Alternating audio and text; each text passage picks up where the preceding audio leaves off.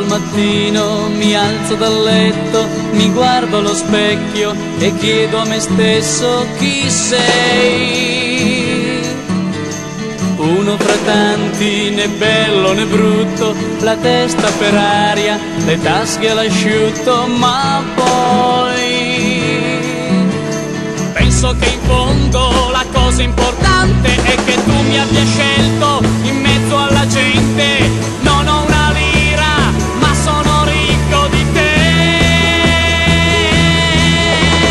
Giorno per giorno, ora per ora, mentre lavoro, aspetto la sera, esco di corsa, ti volti e mi vedi, ecco, tu corri da me.